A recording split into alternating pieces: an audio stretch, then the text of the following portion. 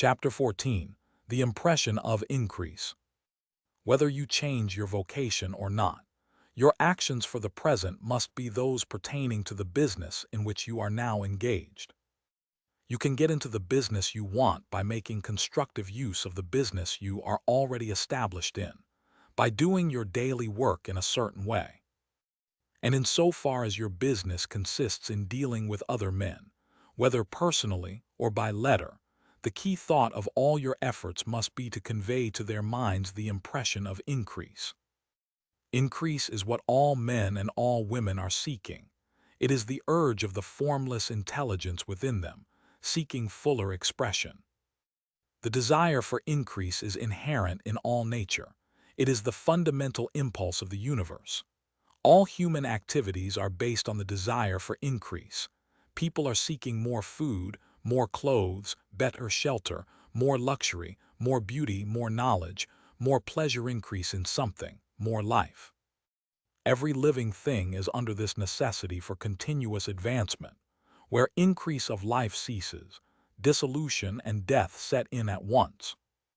Man instinctively knows this, and hence he is forever seeking more. This law of perpetual increase is set forth by Jesus in the parable of the talents. Only those who gain more retain any. From him who hath not shall be taken away even that which he hath. The normal desire for increased wealth is not an evil or a reprehensible thing.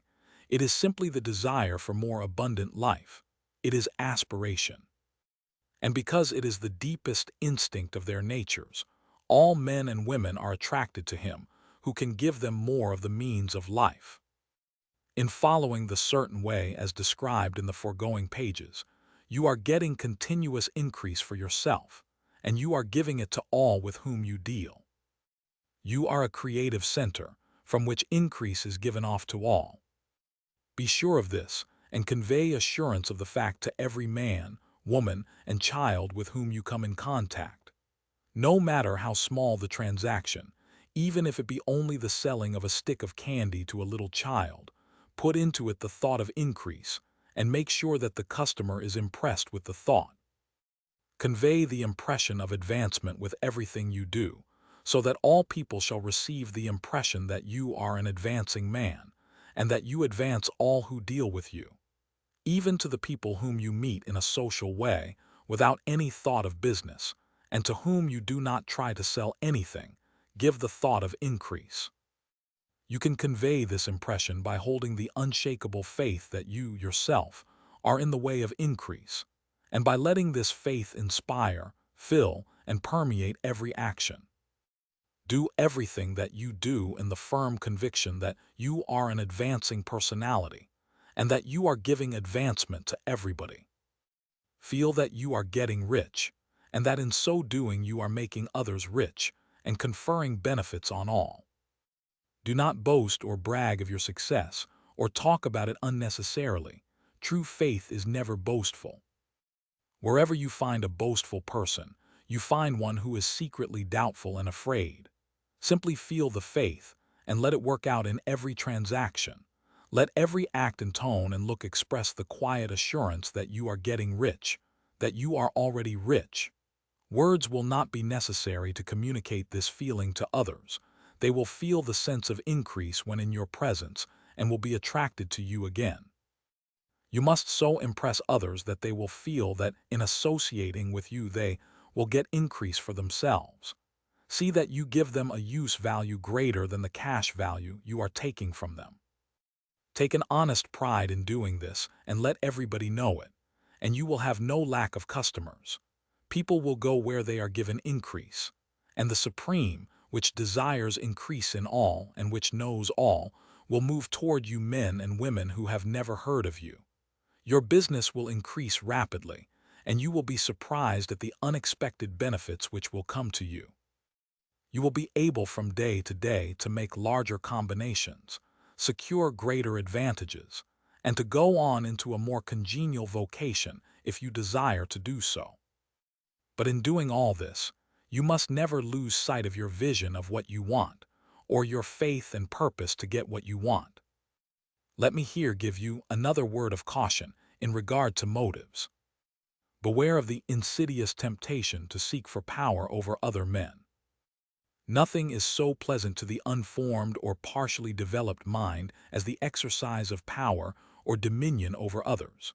The desire to rule for selfish gratification has been the curse of the world. For countless ages, kings and lords have drenched the earth with blood in their battles to extend their dominions. This not to seek more life for all, but to get more power for themselves. Today, the main motive in the business and industrial world is the same. Men marshal their armies of dollars and lay waste the lives and hearts of millions in the same mad scramble for power over others. Commercial kings, like political kings, are inspired by the lust for power. Jesus saw in this desire for mastery the moving impulse of that evil world he sought to overthrow. Read the 23rd chapter of Matthew and see how he pictures the lust of the Pharisees to be called master, to sit in the high places, to domineer over others, and to lay burdens on the backs of the less fortunate. And note how he compares this lust for dominion with the brotherly seeking for the common good to which he calls his disciples. Look out for the temptation to seek for authority, to become a master, to be considered as one who is above the common herd, to impress others by lavish display, and so on.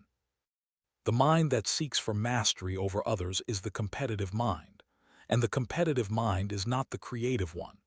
In order to master your environment and your destiny, it is not at all necessary that you should rule over your fellow men. And indeed, when you fall into the world's struggle for the high places, you begin to be conquered by fate and environment, and your getting rich becomes a matter of chance and speculation. Beware of the competitive mind.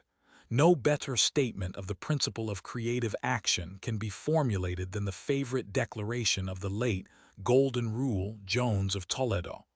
What I want for myself, I want for everybody.